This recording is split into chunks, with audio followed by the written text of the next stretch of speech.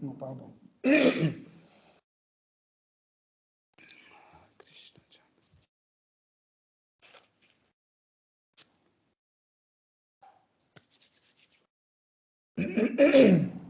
Om Ajnanati Mirandasya Janandjana Shalakaya Chaksurun Militam Yena Tasmai Shri Gurave Namaha Shri Chaitanya Manobishtam Stapitam Yena Bhutale Svayam Rupa Kadamayam Dadati Svapadantikam Vandeham Shri Guru Shri Yuta Pada Kamalam Shri Gurum Vaishnavamscha Shri Rupam Sagrajatam Sahagana Raghunatham Vitam Tam Sajivam Sadvaitam Savadutam Parijana Saitam Krishna Chaitanya Devam Shri Radha Krishna Padam Sahagana Lalita Shri Vishakam Vitamscha Hey Krishna Karuna Sindhu Dinabandhu Jagatpate Gopesha Gopika Kanta Radha Kanta Namostute Tapta Kanchana Gaurangi Radhe Vrindavaneshwari Vrishabhanusute Devi Pranamami Hari Priye Panchakalpatarubhyascha kripa sindhubhya eva cha patitanam pavanebhyo vaishnavebhyo namo namaha Namo Om Vishnu Padaya Krishna Prestaya Bhutale Srimate Bhakti Vedanta Swamini Namine Namaste Saraswati Deve Gauravani Pracharine Nirvishesha Shunyavadi Paschatya Deshatarine Jai Shri Krishna Chaitanya Prabhu Nityananda Shri Advaita Gadadhar Shivasadi Gaura Bhakta Vrinda Hare Krishna Krishna Krishna Hare Hare Hare Rama Rama Rama Hare Hare Hare Nama Eva Kevalam Kalunasteva Nasteva Nasteva Gatiranyataha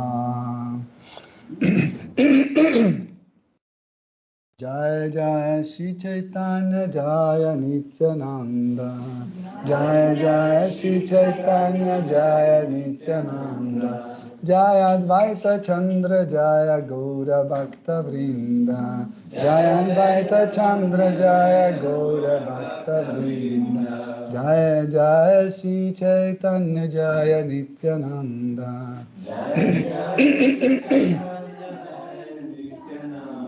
Jaya Advaita Chandra Jaya Gaura Bhakta Vrinda Jaya Advaita Chandra Jaya Gaura Bhakta Vrinda Jaya Shri Chaitanya Jaya Nityananda Jaya Shri Chaitanya Jaya Nityananda Jaya Advaita Chandra Jaya Gaura Bhakta Vrinda Jaya Advaita Chandra Jaya Gaura Bhakta Vrinda Hare Krishna, chers dévots. Aujourd'hui, c'est en fait une journée exceptionnelle. Pour être plus précis, demain, c'est une journée exceptionnelle. Mais parce que demain, c'est une journée exceptionnelle, aujourd'hui aussi, c'est une journée exceptionnelle. Donc pourquoi ? Parce que le jour, quand nous célébrons,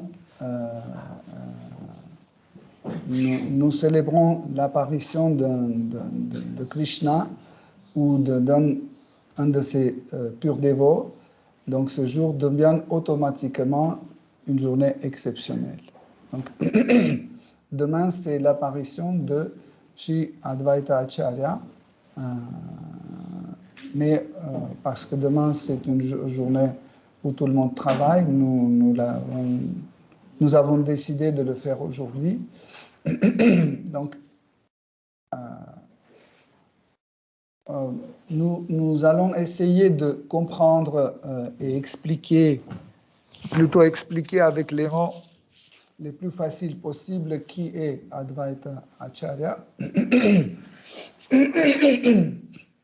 Parce que Advaita Acharya, c'est une manifestation très importante de la personne suprême, de l'absolu, de Krishna.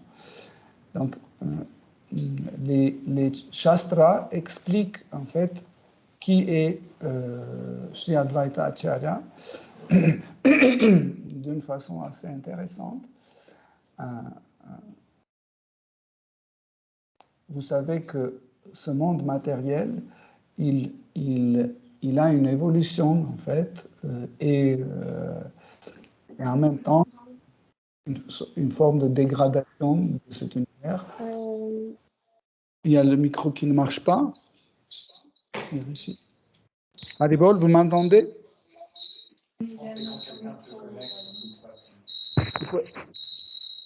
Coupez le micro. Irina. Okay.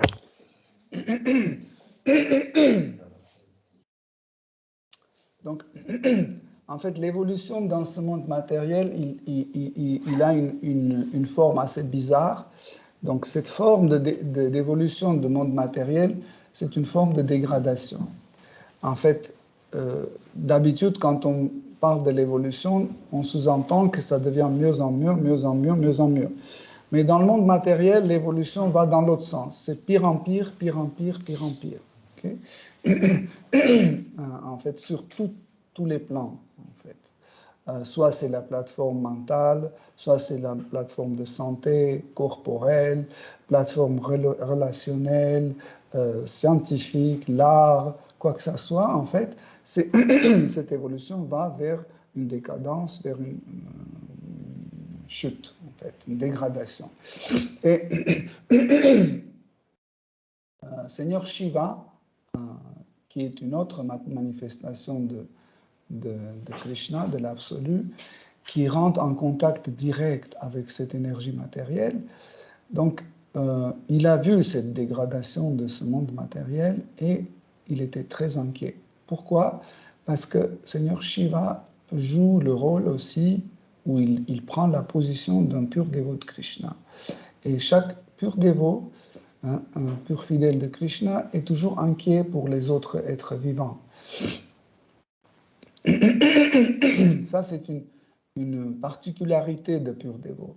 Par exemple, nous avons aussi une sorte d'inquiétude dans ce monde matériel pour quelqu'un d'autre. Par exemple, on s'inquiète pour nos enfants, on s'inquiète pour l'humanité, etc. Mais chaque fois, il y a une partie prise et des limites. Par exemple, on s'inquiète pour nos enfants, mais on ne s'inquiète pas aussi pour les autres enfants parce que ce n'est pas les nôtres. Ou on s'inquiète pour nos parents, mais quand les parents de quelqu'un d'autre qu'on ne connaît pas tombent malades, on ne va pas le soigner ou prendre soin de lui. Pourquoi? Parce que ce n'est pas notre parent. Cela nous différencie d'un pur dévot.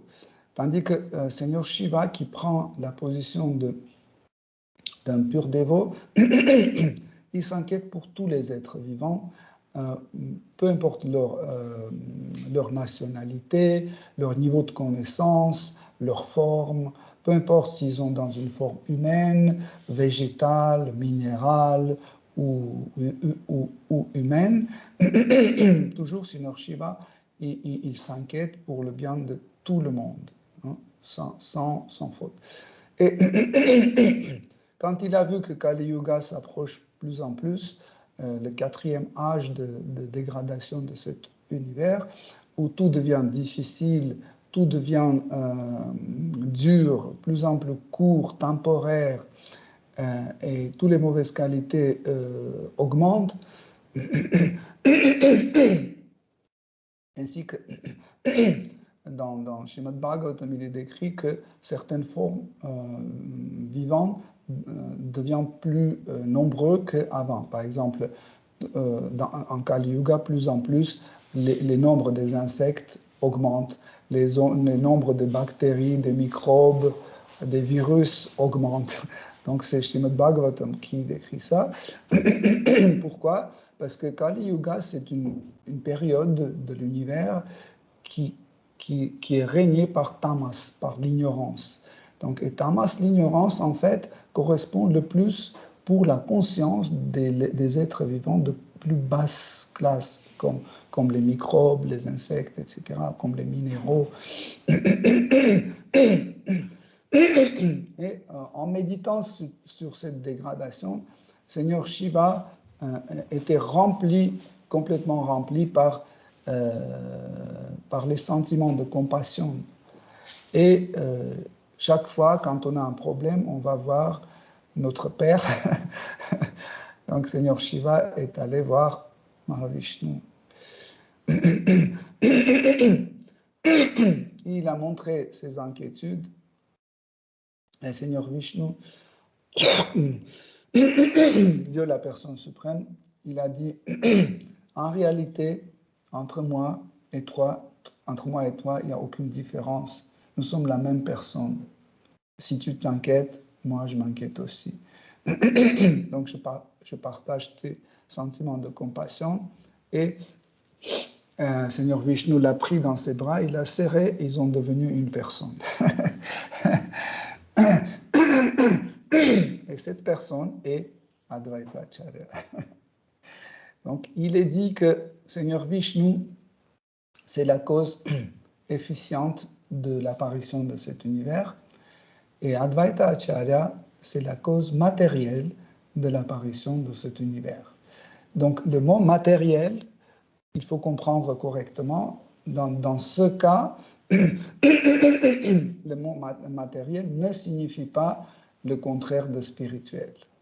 Matériel, ça veut dire ce qui devient accessible à nos sens.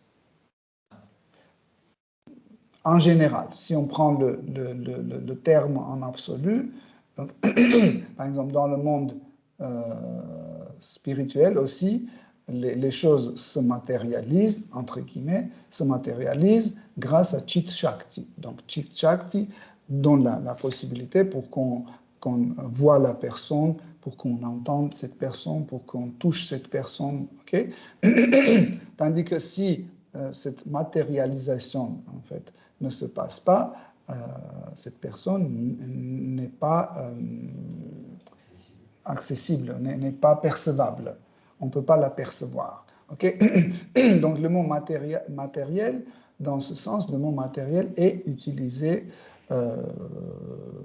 pour le cas d'Advaita Acharya. Donc Advaita Acharya est la cause matérielle de l'apparition de cet univers. Donc ces deux causes, efficientes et matérielles, en collaborant, si on peut dire comme ça, en agissant ensemble, ils manifestent ce monde matériel. Okay? Donc, vous savez que Seigneur Shiva, il a un ami très très cher, Kuvera. Et Kuvera, c'est le trésorier de cet univers. Et Kuvera est un adorateur de Seigneur Shiva aussi. Et un jour, Kuvera a dit à Seigneur Shiva, il dit, je veux bien qu'un jour tu naisses comme mon fils. Et Seigneur Shiva a dit, ok, je vais arranger ça. Et il y a 500 ans, donc Seigneur Shiva était né comme Advaita Acharya et en même temps que Seigneur Vishnu. Et Kuvera et sa femme étaient nés comme ses parents. Donc, le père de Advaita Acharya, on l'a appelé Kuvera Pandit. Il était un conseiller de roi, il était comme un ministre, hein, la main droite de roi, et ils ont eu Advaita Acharya. Je ne vais pas tout raconter parce qu'en fait, le nectar, l'océan de nectar, de divertissement d'Advaita Acharya est tellement grand qu'on ne sait pas par quoi commencer et par quoi finir. Ce matin, quand j'essayais de choisir quelques petits divertissements pour qu'on étudie ensemble, j'étais complètement perdu. C'est quand on vous jette au milieu d'océan, tu regardes, il n'y a pas de plage, tu vas partout, tu vas à l'eau. J'étais comme ça et je ne savais pas quoi choisir et j'ai choisi juste comme ça au hasard. J'espère que vous allez aimer ce divertissement. Donc, parce que le père d'Advaita Acharya était très proche à roi, Advaita Acharya, il était comme petit garçon qui avait 5-6 ans, il faisait une sorte d'amitié, c'était pas une vraie amitié, mais c'était une sorte d'amitié, on peut dire comme ça, avec fils de roi. Et un jour, c'était la célébration de Durga Devi. Et il y avait un temple de Durga Devi qui s'appelait le temple de Kali. En fait, Kali et Durga, c'est la même personne sous différents noms. On appelle aussi Sati, on appelle Parvati aussi. Et, quand tout le monde était déjà là, Advaita, à cette époque-là, Advaita, son nom d'enfance était Kamalaksha. Kamalaksha veut dire celui qui a les yeux comparés au lotus. Kamala, c'est le lotus et Aksha, c'est les yeux. Donc, il était très, très beau. En fait, nous sommes habitués toujours à voir Advaita Acharya vieux avec une barbe, etc. Et cette image est gravée dans notre tête. Et quand je suis en train de vous raconter cette histoire, vous imaginez toujours un barbu, un barbu qui est en train de faire dire quelque chose. Mais en réalité, il était un très, très beau garçon. En fait, quand ces deux futures femmes, quand elles ont vu Advaita Acharya, c'était deux sœurs, Sita et Shri, quand elles ont vu Advaita Acharya, elles ne pouvaient plus parler. Il était tellement beau, tellement splendide. Comme ça, ils sont restés. Ils étaient dans un bateau avec leur père. Ils devaient traverser en fait la rivière. Et depuis le bateau, quand elles étaient dans le bateau, elles ont vu Advaita qui chantait son Gayatri au bord, dans l'eau près du bord de la rivière. Elles étaient émerveillées comme ça. Et après, toutes les deux sont devenues les femmes de Shri Advaita Acharya. Et Ishananagara, il explique, il dit, ces deux femmes, deux sœurs, dans l'union avec Advaita Acharya, elles se sont réunies comme deux morceaux de cire. Quand on les chauffe, ils se mélangent et ils deviennent une seule chose. Voilà, c'est comme ça que Ishananagara décrit en fait l'union de ces deux sœurs avec Advaita, avec Kamalaksha. Donc on revient toujours au temple de Kali. Tout le monde, quand il est rentré dedans, Advaita est venu aussi avec le fils de roi. Et le fils de roi a présenté ses hommages à un murti de Kali. C'est un grand murti taillé en pierre. Et Advaita n'a pas présenté ses hommages, il était juste debout en train de contempler le murti.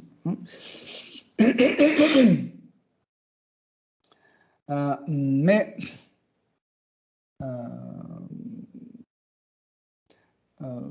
quand le fils de roi, le prince, il s'est levé, il a vu qu'Advaita n'a pas présenté ses hommages, il reste debout et il continue à contempler Kali. il a dit, tu dois présenter tes hommages, tu es devant une divinité, etc. Et Advaita ne faisait pas attention. Et quand il a insisté plusieurs fois, Advaita a crié sur lui et le prince est tombé par terre, mort, en fait. À ce moment-là, tout le monde a crié, il y avait une bousculade, etc. Et petit Advaita a se montré comme un petit enfant qui a peur d'être puni. Il a couru, il se cachait derrière une fourmilière, comme ça, pour voir qu'est-ce qui se passe. Après, le roi est venu, il est rentré, il a commencé à pleurer, tout le monde pleurait, etc. Et on a trouvé Kamalaksha, on l'a amené au temple et ils ont dit, pourquoi tu as fait ça? Il dit, il n'est pas mort, il est vivant. Donnez-moi le Charanamrita de Seigneur Vishnu. Le Charanamrita, c'est l'eau avec laquelle on a baigné les murtis de divinité. Il a pris ce Charanamrita, il a versé quelques gouttes dans la bouche du prince, et le prince, il est venu, il a rendu ses hommages à Kamalaksha. Mais il y avait une autre incident pareil dans le même temple. De nouveau, il y avait un rassemblement, c'était Kali Puja, tout le monde était là. Hein? Un rassemblement, c'était Kali Puja, tout le monde était présent, les ministres, le roi, etc. Et comme d'habitude, Kamalaksha est rentré, il n'a pas présenté ses hommages. Et en fait, le roi a dit, mais pourquoi tu ne présentes pas tes hommages à Kali? Kali, c'est Durga Devi, c'est notre mère. Et Kamalaksha a dit,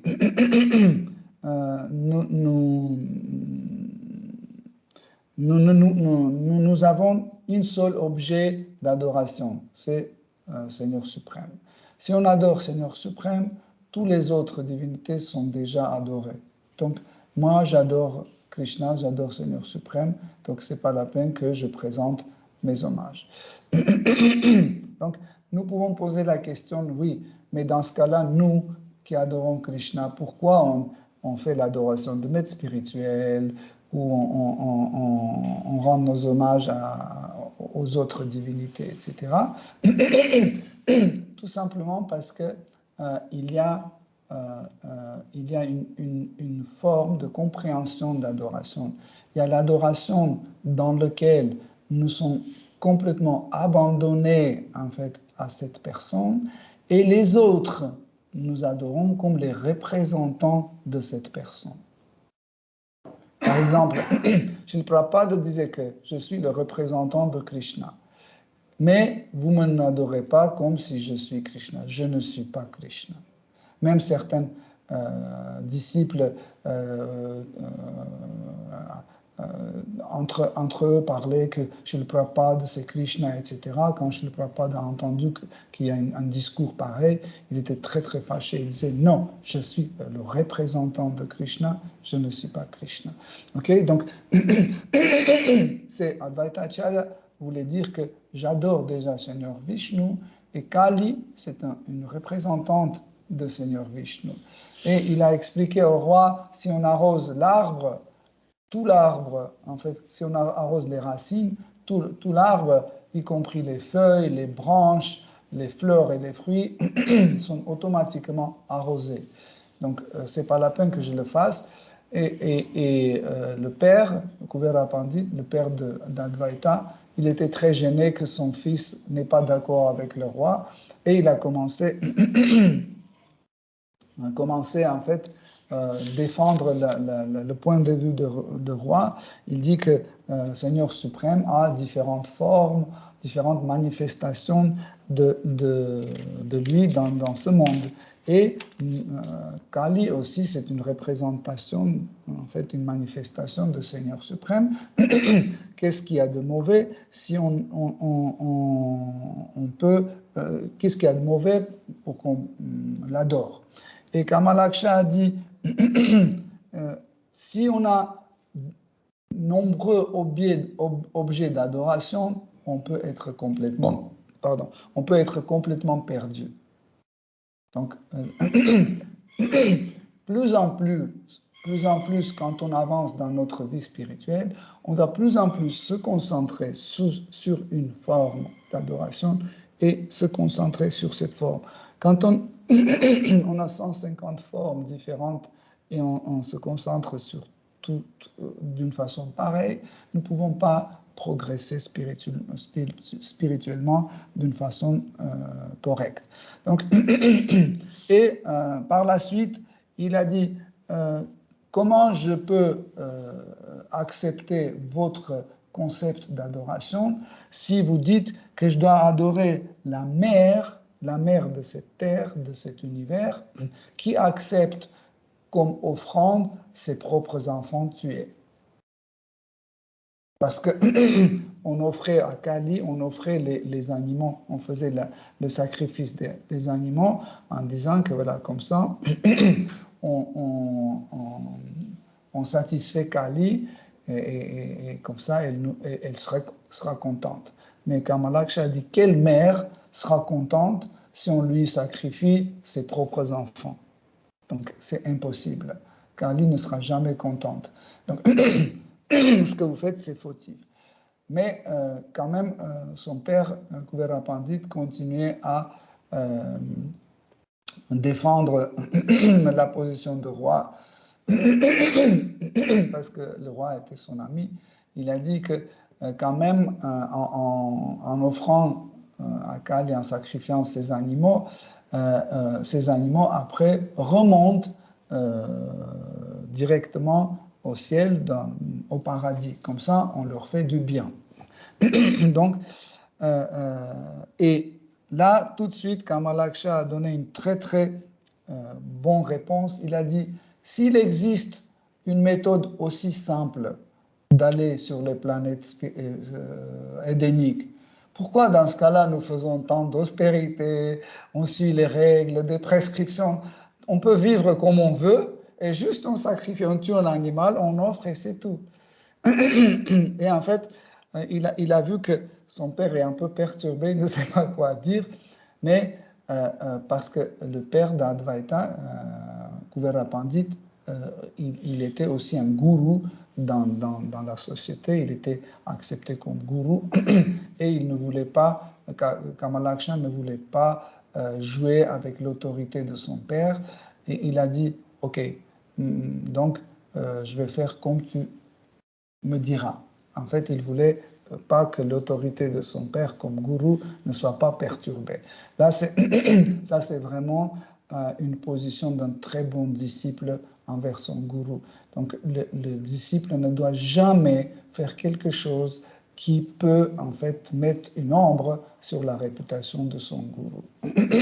Par exemple, faire quelque chose affreuse ou ne pas suivre un principe ou, je ne sais pas, dire des trucs qu'il ne faut pas dire, etc. Ne pas respecter le prasad, offenser les dévots, etc. Donc ça, c'est mettre une ombre sur la réputation de gourou. Donc, vous voyez comment Kamalaksha, à quel point il était respectueux et comment il a montré comment on doit respecter et comment on doit adorer Guru. Il a dit, je vais faire comme tu veux, je vais présenter mes hommages. Et tout de suite, il s'est prosterné devant le Murti de Kali qui était en pierre dure. Et tout de suite, le Murti de Kali est explosé en petits morceaux. Parce que Kali ne pouvait pas supporter que son objet d'adoration présente ses hommages à elle-même. C'est pour ça qu'elle a préféré de ne plus exister que laisser son Seigneur rendre ses hommages à elle. Donc c'est pour ça qu'elle a explosé en mille morceaux. Donc,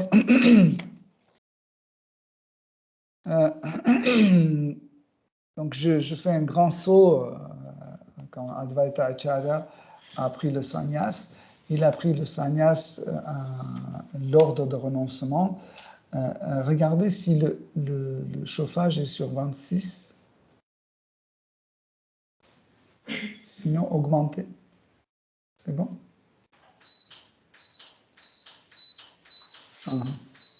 Merci. Voilà. Ça ira mieux maintenant. Donc, il a pris sannyas et il est parti de la maison quand il n'avait pas encore 7 ans. Aussitôt, il est parti. Il a étudié avec un brahmana, il a étudié les shastras, les écrits sacrés.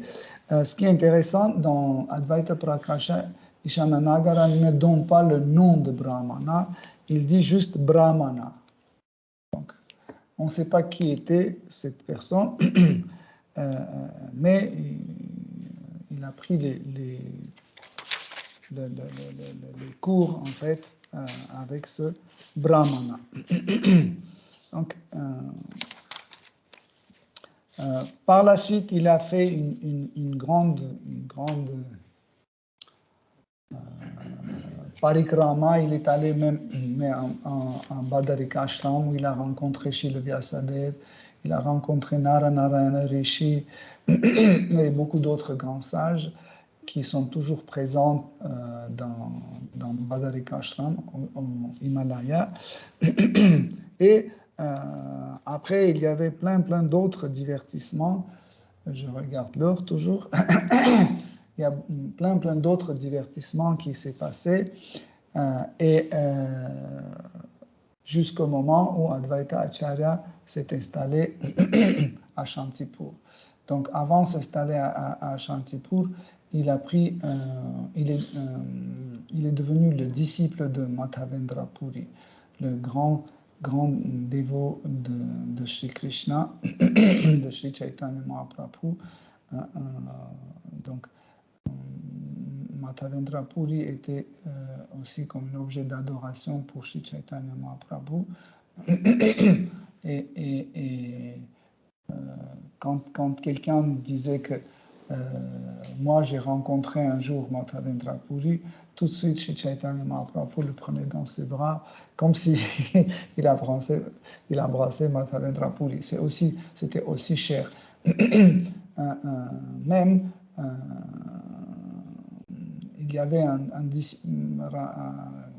Madhavendra Puri, il avait un disciple, Ramachandra, qui était un très mauvais disciple, à tel point que son maître spirituel l'a rejeté. Mais quand même, quand Sri Chaitanya Mahaprabhu a rencontré Ramachandra, il a présenté ses hommages, juste parce qu'il était disciple de Madhavendra Puri. Tandis que Madhavendra Puri l'a rejeté complètement.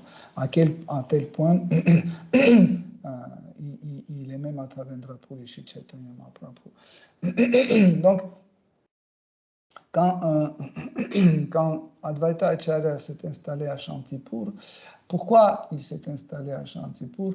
Parce qu'il savait que dans le futur, Sri Chaitanya Mahaprabhu, Dieu la personne suprême, l'union de Radha et Krishna va naître bientôt à Navadvip. Quand Sri Chaitanya Mahaprabhu était né, Advaita Acharya avait déjà 50 ans. Donc, entre Advaita et Sri Chaitanya Mahaprabhu, il y a 50 ans de différence. Mais Advaita était toujours jeune, toujours beau, parce que c'est Dieu la personne suprême. Hein. N'oubliez pas. À cette période, en fait, Krishna, Dieu la personne suprême, était présenté sur la terre sous diverses formes. Déjà, il était sous la forme de Sri Chaitanya Mahaprabhu, il était sous la forme de Nityananda Prabhu, il était sous la forme d'Advaita Acharya, ainsi qu'il est apparu comme deux petits-fils de Krishna Mishra, le fils d'Advaita Acharya. Il est apparu aussi comme le fils de Nityananda. Donc, il était présent sous différentes formes, de nombreuses formes. Et pourquoi? Parce que Krishna aime bien goûter ses propres divertissements. Donc, par exemple, quand vous jouez avec quelqu'un, ou quand vous vous associez avec quelqu'un, vous parlez avec quelqu'un, vous sentez cette personne, mais vous ne sentez pas ce que cette personne sent quand elle vous parle. Okay? Donc, il faut devenir quelqu'un d'autre pour comprendre, entre guillemets, soi-même de l'extérieur, si je peux dire comme ça. Donc, et Krishna est apparu sous différentes formes pour goûter, en fait, le nectar de divertissement de Sri Chaitanya Mahaprabhu.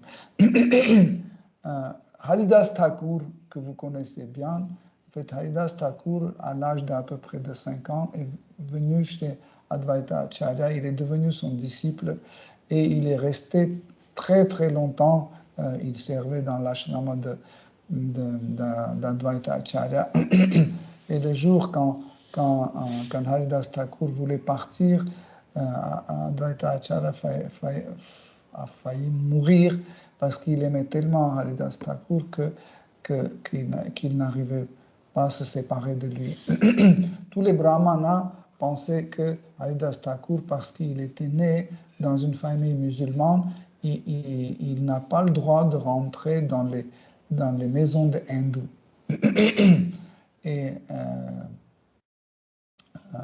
il disait à Advaita Acharya, si tu continues à garder chez toi Haridas Thakur, on va rompre toutes nos relations avec toi et tu n'auras plus droit de venir dans nos temples faire des pujas et faire du service, etc. Et Advaita Acharya, il ignorait parce qu'il disait qu'il est plus pur que vous tous. Même s'il est né dans une famille musulmane, ça n'a rien à voir avec son identité. Parce que l'identité n'est pas par la naissance, l'identité c'est par le cœur et par l'esprit. Okay? Donc, Advaita avait aussi un autre disciple qui est resté jusqu'aux 70 ans dans l'ashram d'Advaita Acharya, c'était Ishana Nagara qui est devenu l'auteur de Advaita Prakasha. Je trouve que la façon dont il a écrit, il a donné vraiment un nectar de divertissement d'Advaita Acharya, parce que nous avons aussi les divertissements de Advaita Lila dans Chaitanya Charitamrita, mais c'est nectar, mais c'est un peu différent. Ça ne veut pas dire mieux ou pire, c'est différent. Donc, quand Shri Advaita Acharya était très ami de la famille des parents de Shri Chaitanya Mahaprabhu. Donc, on peut comprendre que l'apparition d'Advaita Acharya sur cette terre est liée à l'apparition de Krishna, de Sri Chaitanya Mahaprabhu. Sinon, il ne viendrait pas. Et le jour quand Sri Chaitanya Mahaprabhu était né, un enfant normal, quand il est né, il prend le sein de sa mère, il boit le lait de sa mère. Mais quand la mère de Sri Chaitanya Mahaprabhu voulait l'allaiter, il ne voulait pas prendre le lait. Il criait, il pleurait, il refusait, il repoussait. Et personne ne comprenait pourquoi il ne boit pas le lait de sa mère, pourquoi il pleure. Et ils ont essayé, et ça, rien. Ils ont envoyé amener un docteur, le docteur n'a rien compris. Et au final, ils ont demandé d'aller chercher Advaita. Quand Advaita est venu, il a pris en fait Sri Chaitanya Mahaprabhu dans ses bras. Dès qu'il a vu Advaita, il a souri, il a arrêté de pleurer. Et quand Advaita a posé la question à Sri Chaitanya Mahaprabhu, pourquoi tu ne bois pas le lait de ta mère? Donc Sri Chaitanya Mahaprabhu a répondu. Vous pouvez tout de suite poser la question, c'était un bébé. Comment il parlait à Advaita Acharya? En fait, cette conversation était accessible seulement à deux personnes, à Sri Chaitanya et à Advaita Acharya. Tous les autres, ils ne voyaient pas ça. Ils ont juste vu qu'ils se regardent. Mais qu'est-ce qui s'est passé en vrai? Ils ne voyaient pas. Donc, Sri Chaitanya Mahaprabhu a dit à Advaita, il dit, comment tu veux que je bois le lait d'une personne à qui tu donnais l'initiation, tu as donné le Saint-Nom sans en donner le goût pour le Saint-Nom. Donc, et Advaita dit, alors qu'est-ce que je dois faire? Il a dit, de nouveau, tu dois donner le Saint-Nom, mais de telle sorte pour qu'elle a le goût. Et tu dois lui donner Hare Krishna, Krishna Krishna, Hare Hare, Hare Rama, Rama Rama, Hare Hare. Et Advaita a pris bébé Chaitanya, il l'a amené dans la cour et il l'a posé en dessous de l'arbre Nimba. Et à ce moment-là, Sri Chaitanya Mahaprabhu a frappé avec son pied cet arbre et cet arbre était libéré. Il a quitté le corps tout de suite et allé dans le monde spirituel. Et Advaita Acharya a appelé la mère Shachimati, la mère de Chaitanya Mahaprabhu. Et de nouveau, encore une fois, il a chanté à son oreille Hare Krishna, Krishna Krishna, Hare Hare, Hare Rama, Rama Rama, Hare Hare. Mais de telle sorte que Shachimati a tout de suite a eu le goût pour le Saint-Nom. Et comme ça, tout de suite, Sri Chaitanya Mahaprabhu a pris le lait de sa mère. Donc, en fait, la vraie initiation par le maître spirituel doit se passer au moment quand le disciple est apte à recevoir le goût. Parce que l'initiation, ce n'est pas un acte mécanique. On ne peut pas juste respecter les formalités, assieds-toi, voilà, c'est ça. Si Shananagara écrit que Advaita Acharya a donné le mantra que lui-même il a déjà donné une fois à Mère Sachi. Et c'était le même mantra. Mais cette fois-ci, elle était prête et elle était prête de recevoir. Donc, on ne peut pas dire que Sri Shachimati, qui est la manifestation de Mère Yashoda elle-même, n'avait pas le goût pour le Saint-Nom, etc. Vous comprenez que c'est un divertissement, comme Arjuna ou les Pandavas ou les autres, ils jouent des rôles spéciaux pour nous apprendre des choses.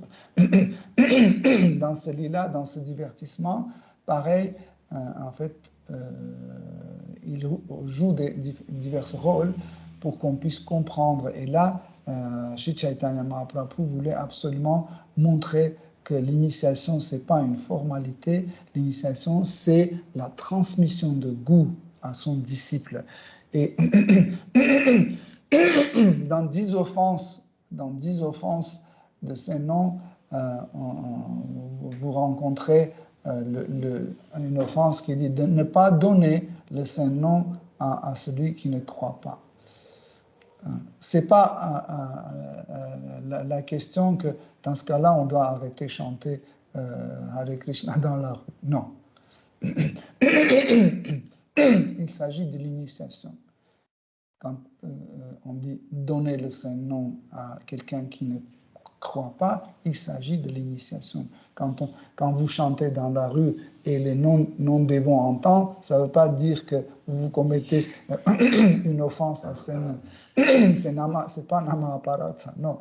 Mais en sachant que votre disciple n'est pas inspiré par le Saint-Nom, bon, quand on dit Saint-Nom, vous comprenez par tout le reste, par Krishna, par le service, par Guru, et par les Vaishnavas, par Prasad, par tout.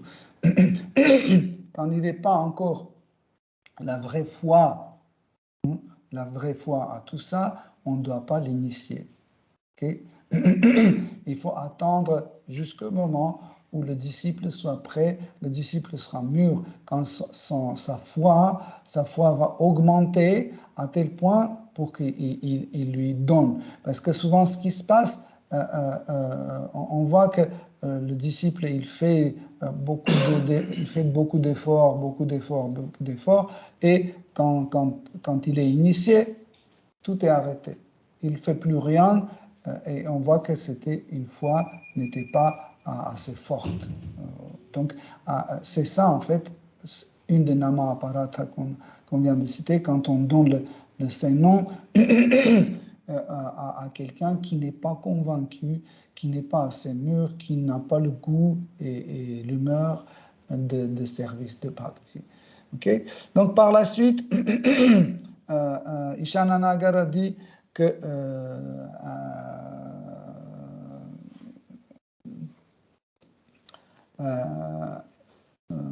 une fois, Advaita Acharya était chez lui et Madhavendra Puri est passé à côté de sa maison. Et il est rentré chez lui et Advaita Acharya a accepté avec toute la splendeur qu'il pouvait faire, il a accepté dans sa maison Madhavendra Puri. Ishananagara dit que, dans son livre, il dit que la richesse et la nourriture, la richesse d'Advaita Acharya était de telle sorte, s'il utilisait par exemple, je ne sais pas, 10 livres d'or, tout de suite ces 10 livres d'or se complétaient. S'il dépensait, je ne sais pas, 3 sacs de riz, dès que ces 3 sacs de riz étaient finis, tout de suite ils réapparaissaient, ces 3 sacs. S'il, je ne sais pas, il offrait des diamants, ces diamants réapparaissaient de nouveau. Il n'y avait jamais manque de quelque chose chez Advaita. C'est quelque chose d'extraordinaire. Et donc, vous pouvez imaginer à quelle splendeur Advaita Acharya a accueilli Madhavendra Puri. Et Madhavendra Puri, quand il a regardé l'hôtel de Advaita, il lui a fait une remarque. Il a dit, tu ne dois pas adorer Krishna seul. Tu dois adorer Krishna avec son épouse éternelle, Srimati Radharani. Il a dit, tu vas faire son portrait, toi-même, tu vas faire son portrait, tu vas accrocher à côté et tu vas les servir les deux ensemble. Tu ne dois pas servir Krishna seul. Et depuis, Advaita Acharya a peint le portrait de Srimati Radharani. Il a mis à côté le portrait de Krishna et il a commencé à servir depuis, il a commencé à servir Radha et Krishna en même temps. Oh là là, il y a tellement de choses que je vais vous raconter. Heureusement, Rohini Nandana va reprendre le relais demain. Ça serait bien, comme Sudevi a présenté, faire une semaine de Advaita Katha. Donc, il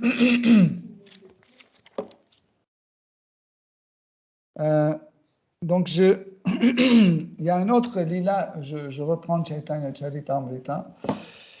Donc, quand on a dit que Shri Advaita Acharya est venu pour complètement plonger dans le nectar de Chaitanya Lila, quand Shri Chaitanya Mahaprabhu il a pris sannyas et il est parti, personne ne se sentait heureux. Là, c'est une petite parenthèse que j'aimerais bien vous ouvrir. Donc, en fait, ne pensez pas que le bonheur, c'est un équivalent de ananda, de la félicité. C'est deux choses différentes. Le bonheur, c'est une forme de satisfaction de nos désirs matériels. Par exemple, quand tu demandes à quelqu'un « Qu'est-ce que tu veux pour te sentir heureux ?» Il dit « 300 millions ». La santé, une belle femme, voiture, un avion, je sais pas, 3 bateaux, une île, et que je sois le chef de mafia, etc. Donc, en fait, tout de suite, en fait, l'idée de bonheur est liée avec la satisfaction des sens. Tandis que l'ananda, la félicité, est complètement indépendante. Elle n'est pas liée à nos sens. Parce que l'ananda peut être revécu, ou vécu, non, quand tu commences à lire. L'ananda peut raviver, revécu, en fait. Quand tu... Ok, je ne sais pas lequel mot. Non, non. Quand tu ressens... En fait, ananda, c'est quelque chose qu'on ressent sans prendre en compte l'état de nos sens, peu importe l'état de nos sens. Okay? On peut sentir ananda, la félicité. Par exemple, on peut être malade, on peut être, je ne sais pas, on peut être en deuil, on peut être dans la rue, enfamé, je ne sais pas, tout ce que vous voulez, mais tout cela ne nous empêche pas d'être dans l'ananda. Okay? Donc, ananda ne dépend pas de la satisfaction de nos sens. C'est pour ça que c'est la félicité. Et quand on dit aucun habitant de Navadvip n'était pas heureux, tout le monde était malheureux, ça ne veut pas dire qu'il ne sentait plus ananda. En fait, c'était une autre sorte d'ananda, c'était une félicité sentie, une félicité dans la séparation. La séparation, la séparation, c'est une uddipana aussi, en fait. Les uddipana, c'est un bhava, c'est un sentiment qui augmente, en fait, qui renforce ou inspire. Donc, et Vipralamba, la séparation, c'est aussi un sentiment qui peut renforcer les sentiments d'amour, les sentiments d'attraction, etc., etc. Donc, et Sri Chaitanya Mahaprabhu, quand il a pris le sannyas, donc je sais pas, des milliers, des millions de personnes sont tombées dans ce Vipralamba. Par exemple, et souvent ça se produisait d'une façon immédiate. Par exemple, quand il devait prendre sannyas, on devait lui raser la tête. Okay? Et le barbier, quand il était en train de raser la tête de Sri Chaitanya Mahaprabhu, Sri Chaitanya Mahaprabhu avait les cheveux très longs. Quand il a fini raser, il a vu Chaitanya Mahaprabhu sans cheveux, il est tombé dans les pommes, inconscient complètement.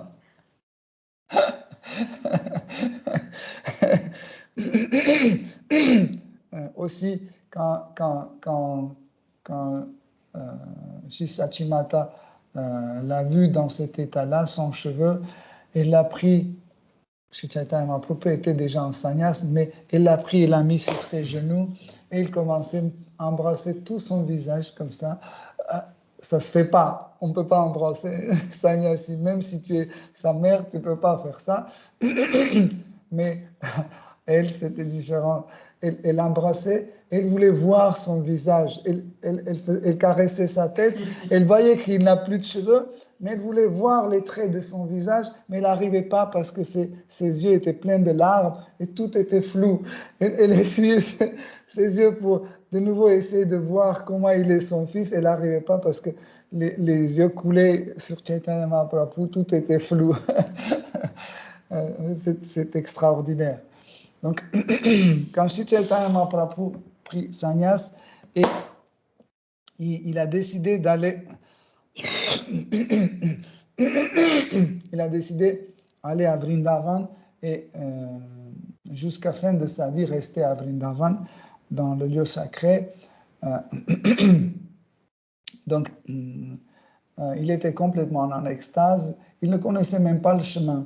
Donc, il allait comme ça, au pif. Il allait comme ça, et puis quand on lui disait non, c'est pas par là, Vrindavan, c'est par là, il changeait la direction, il allait par là, etc. Et même quand Sri Chaitanya Mahaprabhu est parti, le lien avec Navadvip était toujours établi. On recevait toujours les nouvelles de là à là ou de là à là. Okay? Et ils ont Sri Nityananda Prabhu, qui était un agent espion des habitants de Navadvip. Il a... Donc, il a reçu un message que les habitants de Navadvip sont complètement perdus et la mère Shachi va quitter son corps sans voir son fils. Donc, il faut faire revenir Sri Chaitanya Mahaprabhu. Et qu'est-ce que Nityananda Prabhu a fait? Il a décidé de truquer. Donc, il est allé comme s'il il va chercher de la nourriture. Il est parti plus loin et il a vu les jeunes enfants, les jeunes garçons qui jouaient. Il dit, donc comme ça, il les a convaincus que c'est très important. Et il a dit que maintenant vous allez participer à quelque chose de très secret, très important. Et les jeunes garçons aiment bien ce genre de truc. Il a dit, comme ça vous allez voir un homme brillant radiant qui va venir, un sannyas. Il va vous demander le chemin vers Vrindavan et vous, comme si vous entendez bien, vous entendez rien, vous chantez Krishna, Krishna, Radha, Radha. Et après, quand plusieurs fois il va vous poser la question, vous dites voilà, c'est par là, et vous montrez vers Shantipur. vers la rivière Gange. Et comme ça, petit à petit, ils arrivent. Dès qu'ils sortent sur ces garçons, et Sri Chaitanya Mahaprabhu, il va et les garçons, Radhe Radhe, Krishna Krishna, Radhe Radhe. Il dit, ah oui, on s'approche à Vrindavan. Et ils ont dit, oui, Yamuna, oui, Yamuna. Et les garçons disent, là. Et ils ont montré vers le Gange. Et Sri Chaitanya Mahaprabhu a accéléré ses pas.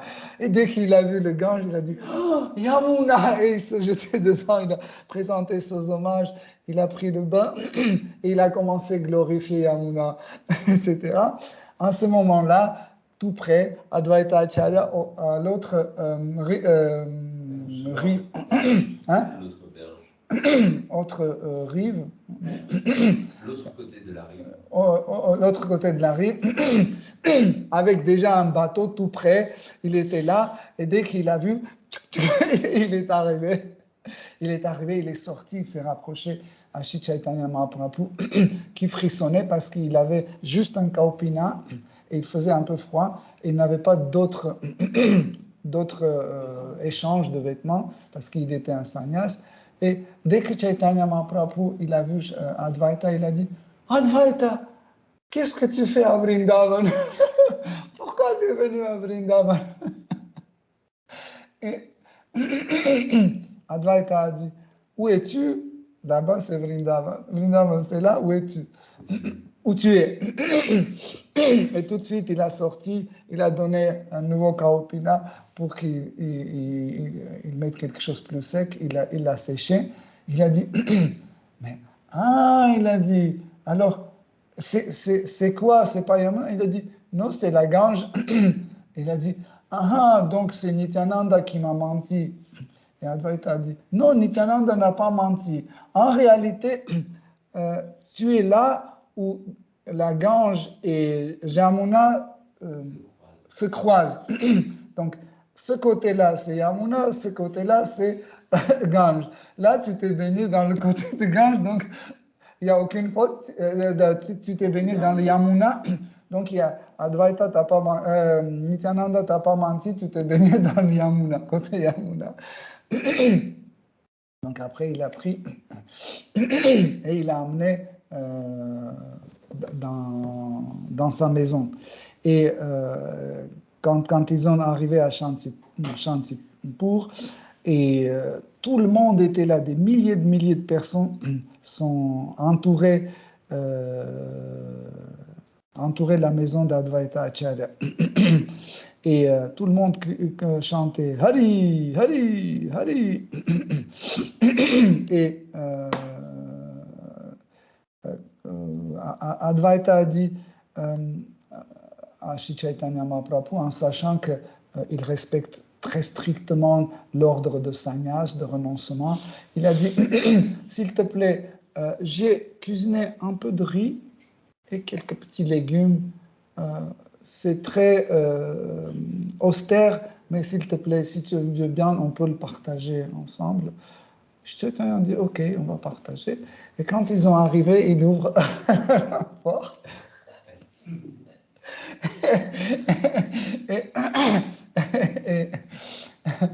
Et Sri Chaitanya Prabhu voit un repas énorme. Il dit, au milieu, c'était une montagne de riz énorme et le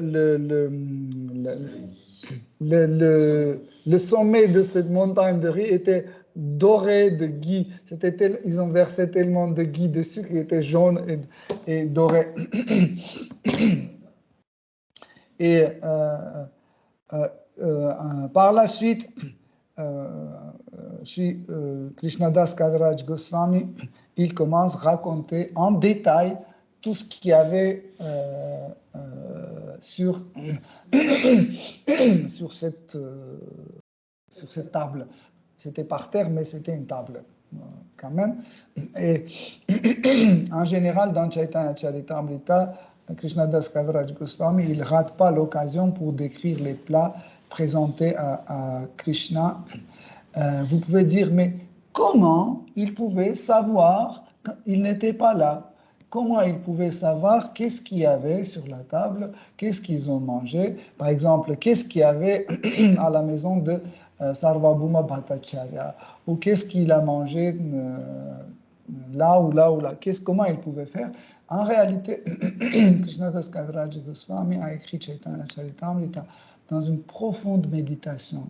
Et en fait, au moment quand il écrivait un divertissement, Krishna rentrait dans son cœur et comme si on voit sur Internet ou sur ses téléphones, il voyait en fait tout.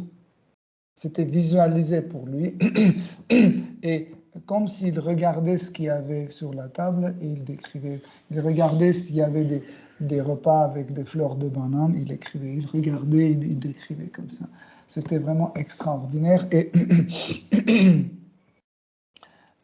Et quand Sri Chaitanya Mahaprabhu a vu tous ces repas splendides qui étaient cuisinés pour Krishna, il a dit que je prends la poussière des personnes qui cuisinent pour Krishna comme ça, je prends et je vais les porter sur ma tête, la poussière de ces pieds pareils au lotus. À tel point, bon, j'ai mal exprimé, donc il a dit, je vais porter la poussière des pieds pareils au lotus des dévots qui cuisinent les repas aussi splendides pour Krishna. Ça va? Désolé, je suis un peu ému. Tout est un peu comme ça. Voilà, donc, et il décrit des choses extraordinaires. Ça, c'était frit, l'autre était mélangé avec ça. Il y avait une sauce comme ça. Les morceaux étaient coupés en petits dés. Vraiment des explications extraordinaires, des pages et des pages. Hein.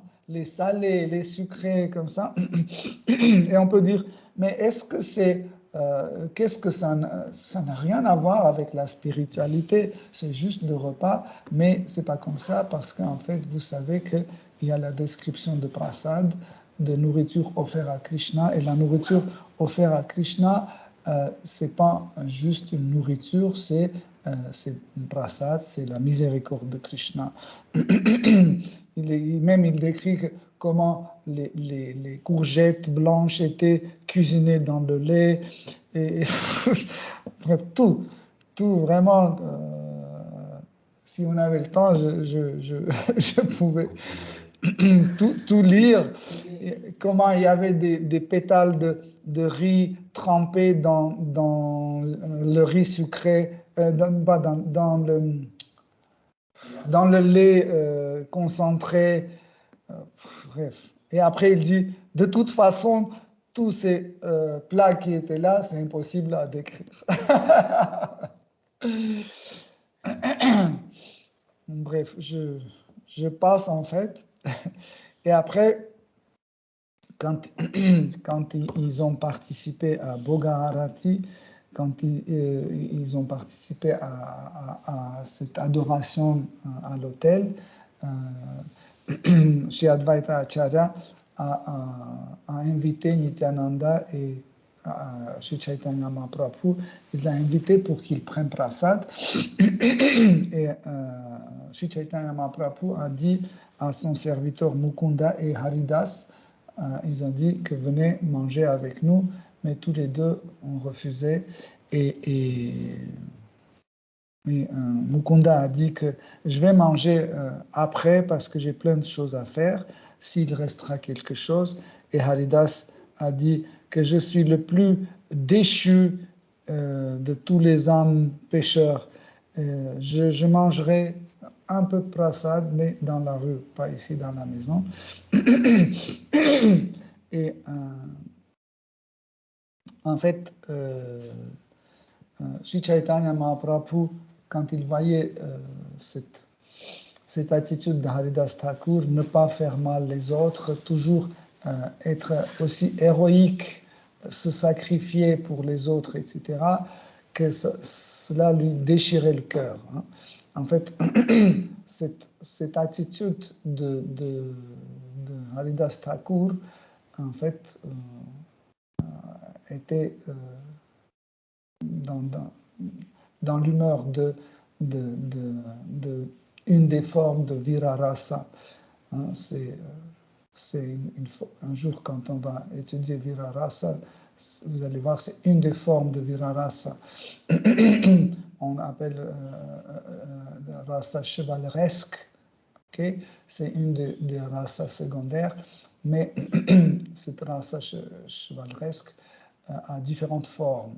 Et cette forme, pour en fait faire une sorte de renoncement et sacrifice, en fait, c'est aussi une forme de Virarasa. Et plusieurs fois, il a manifesté cette rasa dans les livres sacrés, en fait, dans Chaitanya Charitamrita, vous trouvez souvent comment Haridas Thakur, par exemple, il savait que s'il rentre dans la maison d'un dévot hindou, à cause de sa naissance musulmane, tout le monde va arrêter de fréquenter cette personne pour que cette personne n'ait pas des ennuis. Il disait, donnez-moi un peu de prasad, je vais manger dans la rue. Vous voyez, ça c'est une forme de virarasa. Par la suite, quand ils ont rentré dans la chambre où ils devaient prendre prasad, ils se sont assis et Sri Chaitanya a demandé d'apporter 3 feuilles de banane pour qu'ils puissent mettre un peu de chaque plat dessus pour goûter. Et Advaita a dit non, c'est des places pour vous. Vous imaginez, en fait, il devait rester devant une montagne de prasad, parce qu'au départ, Sri Chaitanya Mahaprabhu pensait que c'est l'offrande. Il a dit non, c'est pas l'offrande, c'est votre plat. Et Chaitanya a dit. Et Sri Chaitanya dit, mais je suis un sannyas, j'ai pas le droit de manger tant. Sannyas ne doit pas manger tant. En plus, sannyas n'a pas le droit de laisser sur une assiette quelque chose. Ça veut dire, il doit ne pas manger beaucoup, ok? Et en même temps, il doit manger tout, sans rien laisser dans son assiette. Okay? Donc, ce n'est pas comme ça, si tu as pris trop de choses, maintenant tu es obligé de tout manger. Donc, si tu as pris trop et tu es obligé de trop manger, ça veut dire que tu vas trop manger. Ça veut dire tu tombes là ou là, tu tombes dans une offense. Donc, tu dois prendre seulement ce que tu peux manger. Voyez? Il dit, je ne peux pas respecter ça. Tu veux que casse mes principes de sannyas. Il a dit, mais qu'est-ce que tu me racontes? Il dit, dans Jagannath Puri, chaque jour, tu manges 50 plats dans une quantité énorme. Et là, tu dis, quelques miettes que je t'ai proposées ici, tu veux les renoncer. Alors, tu vas te taire et tu vas tout manger. Et ils ont commencé à manger.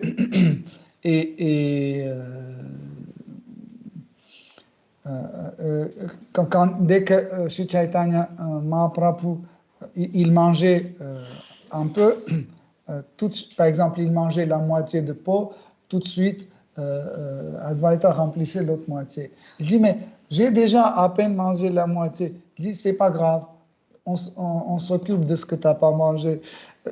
Et il mettait, il remettait, il remettait. Et après, il a dit que j'ai eu de la chance que vous êtes là pour que je puisse vous offrir ces plats. Et Nityananda Prabhu, il a dit que, ah oui, c'est bien, ça fait déjà 3 jours que j'ai rien mangé, donc je vais enfin couper, briser mon jeûne avec quelques miettes. Et en fait, il y avait tellement de nourriture que milliers de personnes pouvaient manger. Mais quand Nityananda a commencé à manger, il a mangé, il a dit, c'est dommage en fait qu'Advaita Acharya, il est trop skupoy, radin, il est très radin. Il n'y a pas assez de prasad. C'est juste un peu pour que je puisse briser mon jeûne. Et tout ce que j'ai mangé, c'est jusqu'à moitié de mon estomac. C'est tout. Je vais toujours rester affamé. Et Advaita a dit, oh mon Seigneur, tu es un brahmana qui marche qui fréquente les lieux sacrés et des fois tu es obligé de manger des petites racines, des petits fruits et parfois tu peux rien trouver et tu es obligé de jeûner. Et moi je suis un pauvre brahmana, c'est pour ça que j'ai rien pour t'offrir, juste quelques miettes. Donc, dans ce cas-là, sois satisfait avec tout ce que je t'ai donné. Et Nityananda dit, non, qui je suis, peu importe. Si tu m'as invité chez toi, tu es obligé de me donner tant de nourriture pour que je sois complètement satisfait. Et Advaita, quand il a entendu ça, il a dit, bon, mon Seigneur, tu es juste un paramahamsa rejeté. Tu as pris l'ordre de renoncement juste pour que tout le monde te nourrisse bien. Et tout ce que tu fais juste pour aller dans les maisons des brahmanas et des gens et leur donner des soucis. Par la suite, Advaita a dit, je sais que tu es capable de manger tout ce qu'il y a ici, et après tu vas dire, il n'y a toujours pas assez. Où je peux trouver assez de nourriture? Donc, mange juste ce qu'on t'a donné. Et arrête de manger de telle sorte que toutes les miettes tombent partout, comme ça, à droite, à gauche. Et quand il mangeait, et à un moment, Sri Chaitanya Mahaprabhu a dit, mais comment on peut manger tant? Il faut s'arrêter. Et Advaita dit, non, continue à manger. Et il versait. Et quand Sri Chaitanya Mahaprabhu disait, oh non, je peux plus. Nityananda a dit, mais arrête, il n'y a rien à manger, regarde, j'ai même pas la moitié d'estomac qui est rempli. Et celui-là, il a montré à Advaita, il dit, oui, mangez. Qu'est-ce qu'il y a à manger? Il n'y a rien à manger. Il a pris un morceau une poignée de riz, il a jeté comme ça par terre et une graine de riz a touché le pied d'Advaita Acharya et tout de suite un extase a pris le corps d'Advaita Acharya.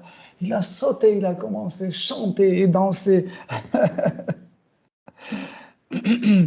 Donc, voilà.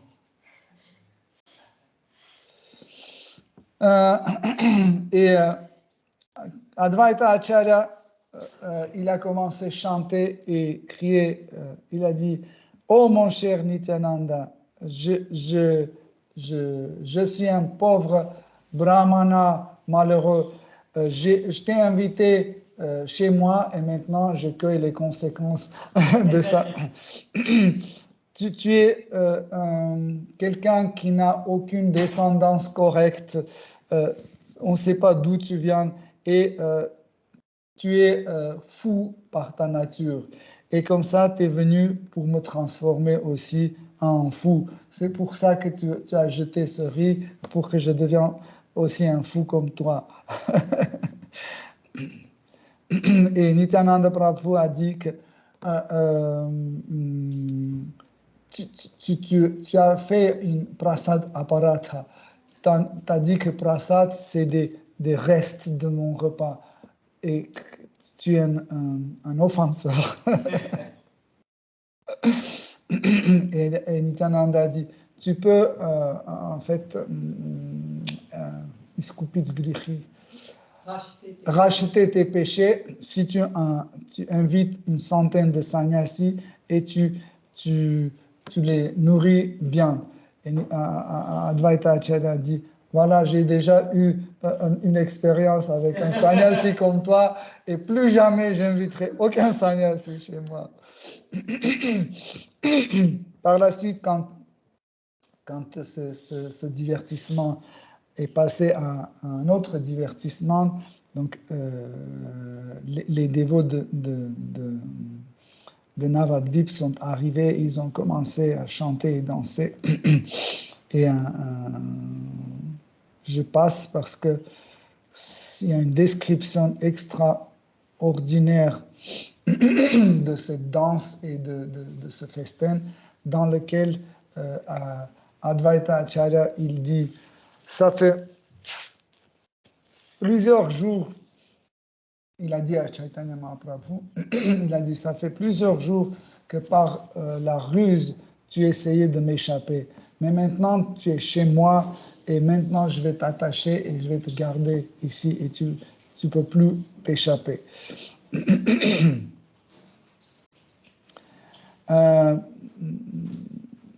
Donc, par la suite, il y a des extases décrits. Je ne sais pas si je commence à décrire ces extases, vous allez tomber en extase aussi. Donc,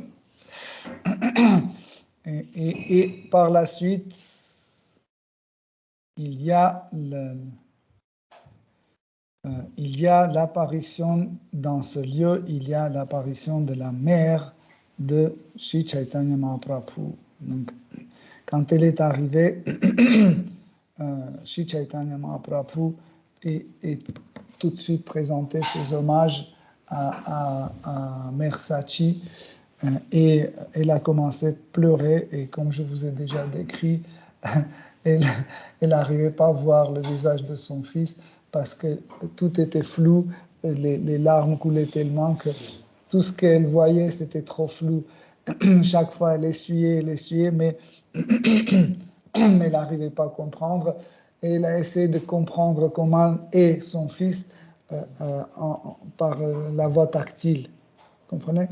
Quand vous ne voyez pas, par exemple, quand vous marchez dans le noir, la nuit, par exemple, vous n'utilisez plus les yeux, vous utilisez les mains, n'est-ce pas?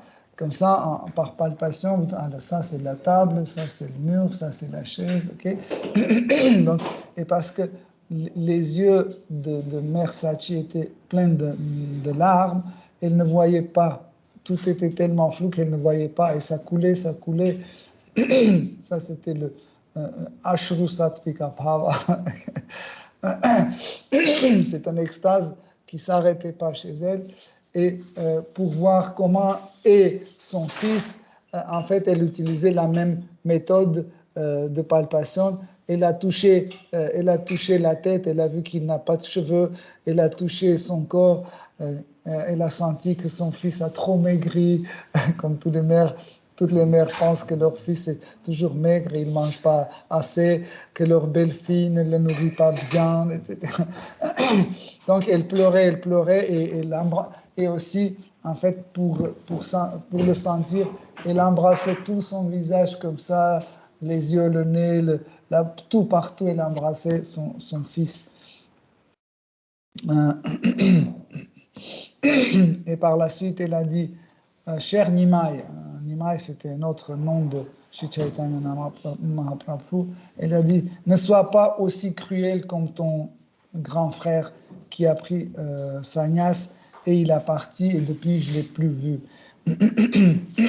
Si tu pars aussi, je vais mourir. Et Sri Chaitanya Mahaprabhu a dit, ma chère mère, mon corps appartient à toi, j'ai rien. C'est toi qui m'as donné ce corps et tu l'as grandi. Et moi, je suis ton éternel qui doit. Être endetté. Oui. Je suis éternellement endetté à toi. Ouais, je suis tellement endetté. Débiteur. Hein? Ton débiteur. Et même pendant des milliers de millions de vies, je ne peux pas payer en fait cette dette. J'ai pris un sannyas, mais sache que je ne serai jamais indifférent envers toi. Je vais vivre là où tu vas m'indiquer et je vais rester là. Et Mère Sachi a demandé par la suite, vous savez, qu'il s'installe à Jagannath Puri et qu'il ne bouge plus de là-bas. C'est une forme de sannyas appelée Kshetra Sannyas. Normalement, il y a différents types de sannyas. Il y a des sannyas qui se promènent, en fait, qui voyagent, et il y a des sannyas qui restent sur la même place. Donc, Sri Chaitanya Mahaprabhu a décidé pour le plaisir de sa mère, il a décidé de rester là. Mais ne pensez pas que il a coupé tout le lien avec sa mère. Quand Sri Chaitanya Mahaprabhu était à Jagannath Puri, chaque fois quand Mère Sachi, en fait, elle avait les divinités de Vishnu à qui elle faisait l'adoration. Et chaque fois quand elle offrait quelque chose, son fils apparaissait et il mangeait l'offrande. Donc, ça veut dire souvent elle apparaît, Sri Chaitanya Mahaprabhu apparaissait à Mère Sachi. Par exemple, elle faisait le plateau, elle mettait ce qu'elle a cuisiné, elle mettait sur l'autel, et puis quand elle se retournait pour aller chercher autre chose, elle venait, elle voyait que le plateau est vide. Elle ne comprenait rien. Elle pensait peut-être qu'elle a oublié mettre quelque chose. Elle retournait dans la cuisine, elle remettait de nouveau, elle ramenait, et puis après, quand elle cherchait quelque chose, elle revenait, tout était vide. Elle ne comprenait pas. Elle pensait qu'elle est devenue folle. Et puis, des fois, elle voyait que son fils est là, il est en train de manger directement, s'installer sur l'autel, il est en train de manger ce qu'il lui offre.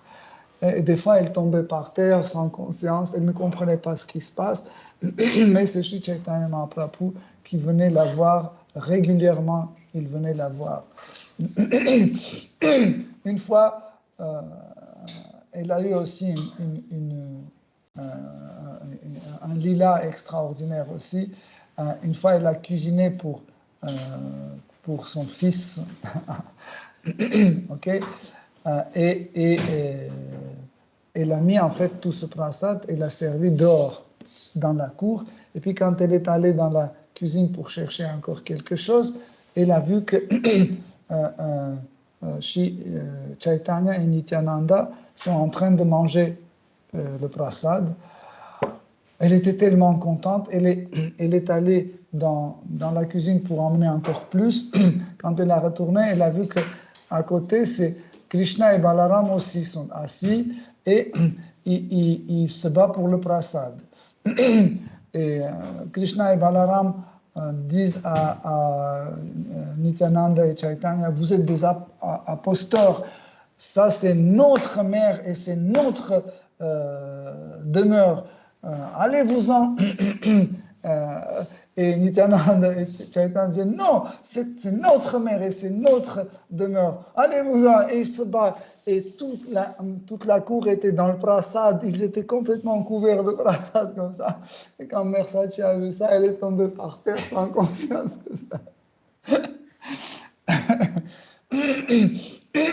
Donc,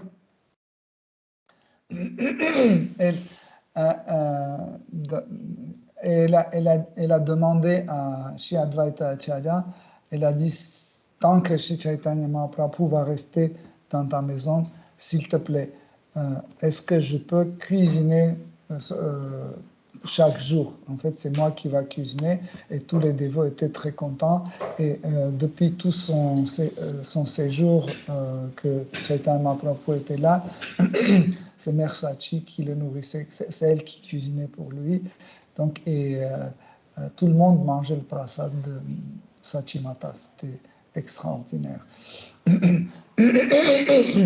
Un jour, Shri Chaitanya Mahaprabhu est rentré dans le kirtan, il a commencé à danser avec tout le monde et le kirtan était tellement extatique quand il dansait, il chantait sur le corps de Shri Chaitanya Mahaprabhu.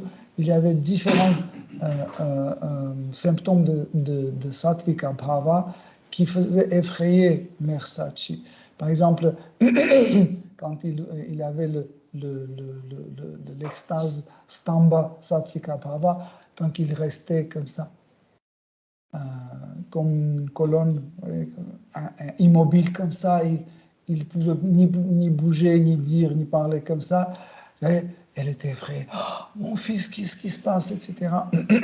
Et après, quand il revenait à lui-même, il continuait à danser. Il avait d'autres extases, par exemple, Ashru, il pleurait, ou c'était Vaivarnya, il perdait la couleur, ou il changeait la couleur complètement. Et vous voyez, sa mère, quand elle voyait tout ça, et surtout quand c'était Pralaya, il tombait par terre sans conscience, elle était complètement effrayée, elle pleurait. En fait, elle revivait les mêmes extases que son fils en le regardant. Mais elle priait, ô Seigneur Vishnu, s'il te plaît, fais de telle sorte quand mon fils tombe par terre qu'il a mal nulle part. Donc, elle dit, tout ce que j'ai fait pour toi, Seigneur suprême, ô Vishnu, prends en compte tous mes efforts, toute mon adoration, juste pour qu'il n'a pas mal nulle part. Donc, comme ça, en fait, elle adorait Shri Chaitanya Mahaprabhu. Donc, vous voyez, en fait, quand on parle d'Advaita Acharya, on ne peut pas parler des autres dévots et surtout, on ne peut pas ne pas parler de Shri Chaitanya Mahaprabhu parce que c'est le même lila, en fait. Quand on dit Chaitanya Lila, en même temps, c'est Advaita Lila, c'est Nityananda Lila, c'est Haridas Lila et les autres. Donc, je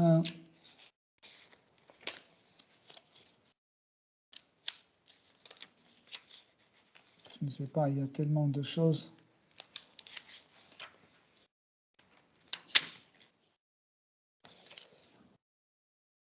Oh.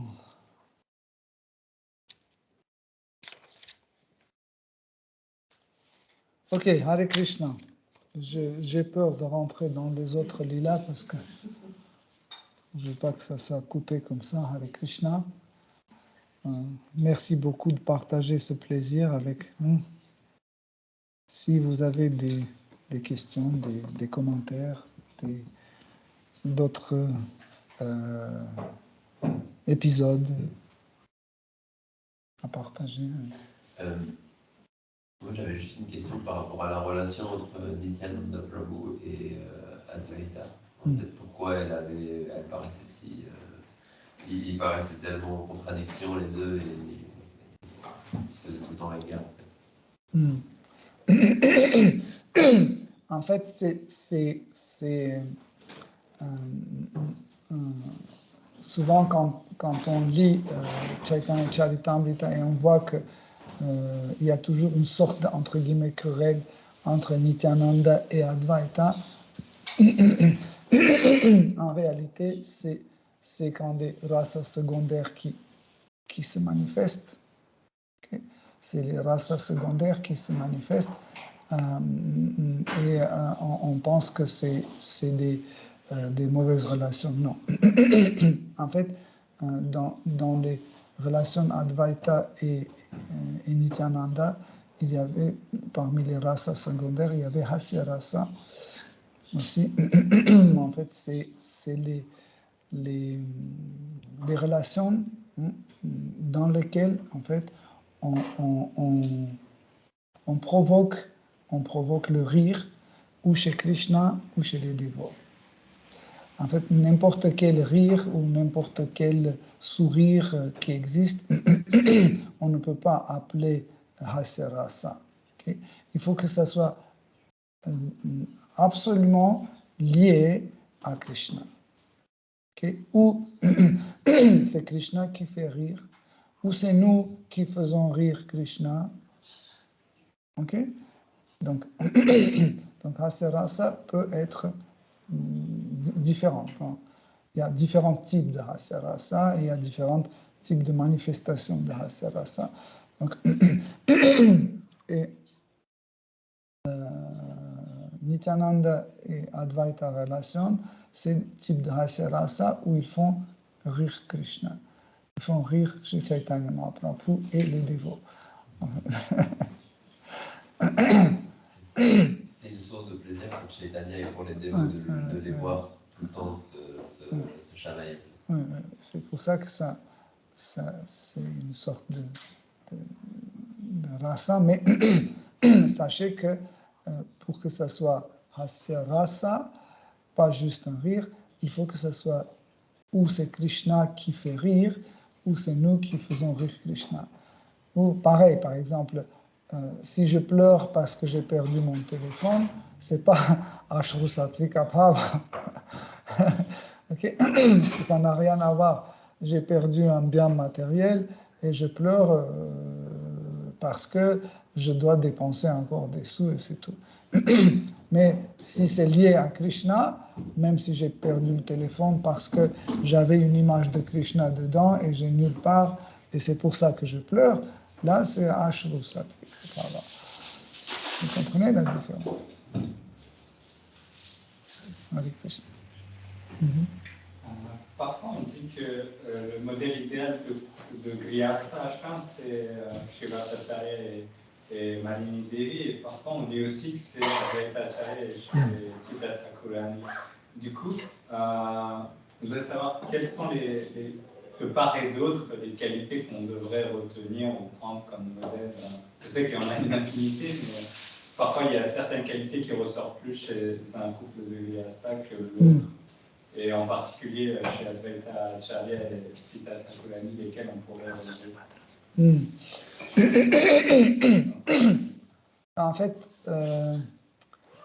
j'aimerais bien donner une réponse longue, mais on a signalé le prasad, donc ça sera court, mais je pense que ce sera assez clair. Quand Sri Chaitanya Mahaprabhu est parti de ce monde, Sri Advaita était en profonde séparation. Et un jour, il a invité ses 5 enfants, ses 5 fils, et il a donné des instructions. Donc, il a commencé à leur parler en disant que comment doit continuer sa pratique spirituelle. il s'est adressé à son grand-fils. Il a dit, tu es très attaché à la prédication, tu es très attaché à aller dans les différents endroits et tu n'es pas attaché aux affaires de la maison. Okay? Tu n'aimes pas ça, donc c'est pour ça que je ne peux pas te laisser servir l'autel que j'ai servi toute ma vie. Mais il a dit à Krishna Mishra, à son fils milieu, celui des milieux, comment on dit? Cadet. Cadet, c'est le plus jeune. Non? Celui du milieu, en fait. Il a dit à Krishna Mishra, il dit, lui, il aime bien s'occuper des affaires de maison, des affaires de Krishna. Vous voyez, en fait, quand on dit des affaires de maison, c'est des affaires de Krishna. En fait, quand on aime bien aller emmener un sac de riz, je ne sais pas, faire des travaux à la maison, je ne sais pas, amener de l'électricité, nourrir les dévots, offrir les cadeaux aux dévots, etc., etc. Ça, c'est quand on aime bien s'occuper des affaires de Krishna. Ça, c'est le point le plus important de Grihastha. Okay? On peut avoir les couples mariés qui n'ont pas un désir de s'occuper des affaires de Krishna. En fait, c'est pour ça que dans le mot Grihastha, il y a la racine Griha. Il y a la racine Griha qui signifie la maison. Okay? Et la maison, en fait, pour un Grihastha, c'est un Grihastha ashram. Ashram, c'est l'abri. L'abri ou une maison abri pour Krishna, où Krishna est abrité. Et tout ce qu'il y a dans cette maison, appartient à Krishna. Donc, les Grihastha, c'est ceux qui s'occupent des affaires de Krishna. Ça, c'est le vrai sens de Grihastha. Ce n'est pas juste parce qu'on est marié, on a une maison. Non, c'est vraiment cette envie, ce désir de s'occuper des affaires de Krishna. Vous comprenez le truc? Par exemple, je ne sais pas, acheter une pendule pour Krishna, je ne sais pas, passer l'électricité ou coussins pour inviter les dévots pour que les dévots voient Krishna chez lui, nourrir, même faire Krishna Katha pour les dévots, etc. Mais en gros, s'occuper des affaires de Krishna. Et Shrivas aussi était comme ça. Et les maisons des Grihastha avaient des particularités que chez eux, il y avait toujours des gens abrités qui trouvaient le refuge. C'est des brahmacharis ou des autres. Par exemple,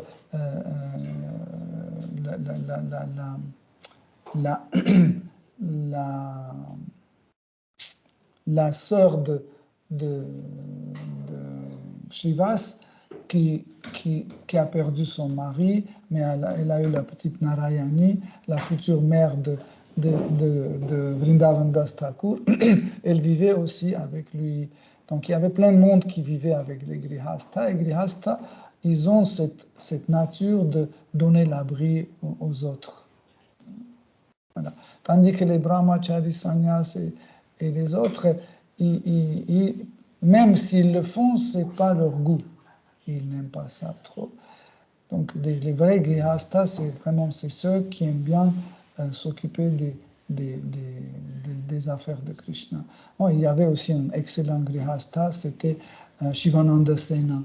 Il était un vrai Grihastha. Par exemple, quand de Navadvip on partait à Jagannath Puri, il s'occupait de tous les dévots, des centaines de dévots, pour que tout le monde soit nourri, tout le monde soit logé, etc. etc. C'était les affaires de...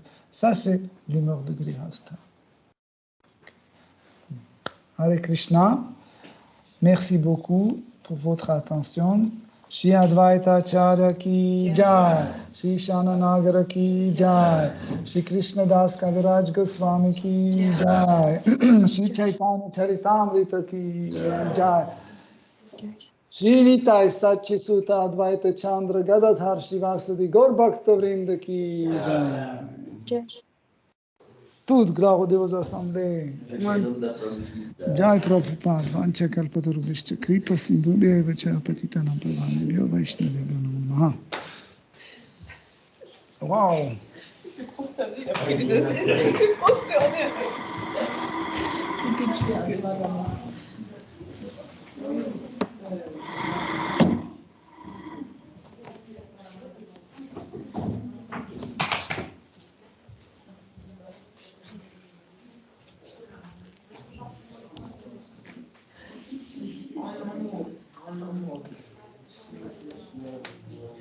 Çarpma içinde nasıl? Muhakkak şey olur.